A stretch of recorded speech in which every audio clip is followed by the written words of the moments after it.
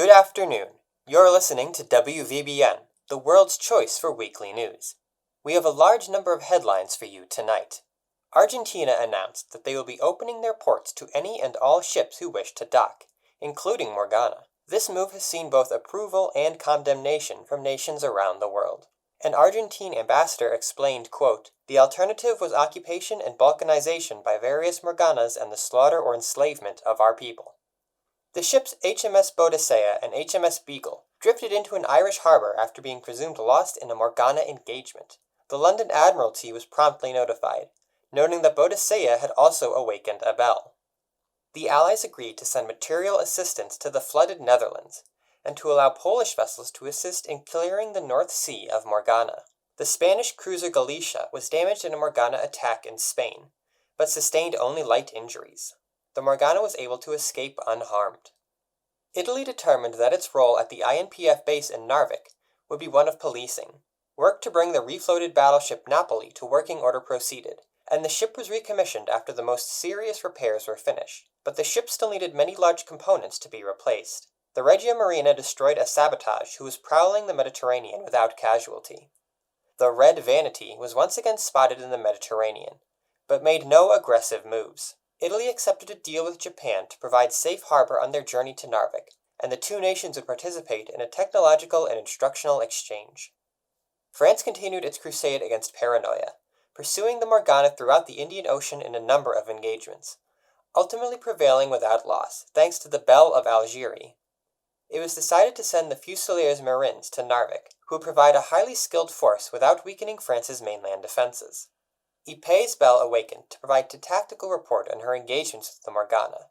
Based on the report, France decided it was critical to begin refloating old ships for war, including the sunken German battleship Der Flinger. Finally, PC Bruno's equipment exploded during use, setting the program back significantly. Japan decided to send their SNLF detachment to Narvik by ship, liaising with Britain and Italy along the way. The expedition to Truk was successful, but not without losses.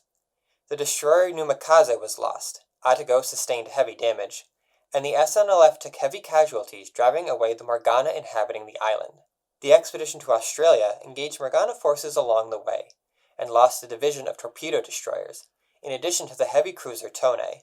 When they arrived in Australia, the battle with Murder had already concluded, and two vessels had to stay behind for repairs from the earlier battle.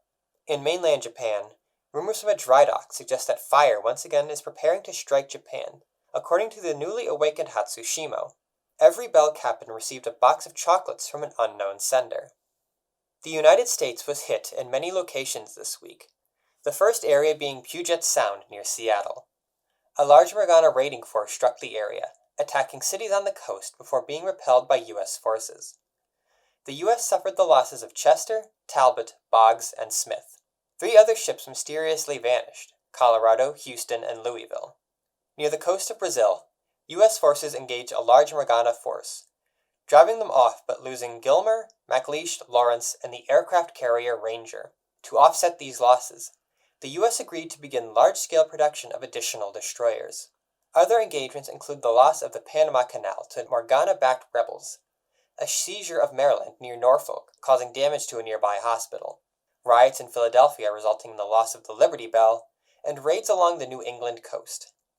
Finally, into more hopeful news, Douglas MacArthur made a public statement supporting the efforts to work with Japan to contain Morgana threats in the Pacific. In the Soviet Union, the Winter War concluded with a decisive Soviet victory, as the Red Fleet assisted in numerous amphibious invasions at the end of the war. Finland was forced to cede much territory, and saw severe limits placed on its armed forces. Verna Mernen, who the Soviets had worked with in the months prior, saw this final act as a betrayal of goodwill, and renounced their cooperation. Before she left, she returned Boyki, the lost destroyer, from Romanian rivers.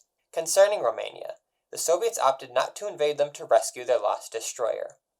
Even so, minor incidents with the Romanian Navy left the two nations in poor relations. The United Kingdom sent the Royal Scots to Narvik, who quickly arrived. They immediately began discussions with France on international security. A Morgana blockade near India was destroyed by the Royal Navy, but reports on continued coastal pirate raids in India continued. The Japanese request for safe passage to Narvik was granted. Sydney was attacked by murder, but a Royal Navy fleet led by Manchester drove off the attacker, with Manchester delivering the final blow to one of Murder's lieutenants. In the North Atlantic, the Royal Navy, Royal Canadian Navy, and United States Navy set to work opening the trade lanes between the two continents. In a series of engagements, the lines were cleared, but losses consisted of Codrington and Brazen. Germany sent their own company of Gebrigtsjäger to Narvik, amid heavy tensions with the Allies. Efforts to show goodwill to Sweden paid off when their coasts were cleared of Morganas thanks to the efforts of the Kriegsmarine. After the end of the Winter War, Werner Mernen appeared to the Germans, with an offer to work with them against the Morgana. Admiral Raeder was dismissed from service, and the Kriegsmarine began the search for a new leader. That's all for this week. Join us again at WVBN as we bring you the latest news from around the world. From all of us here at the studio, stay safe out there.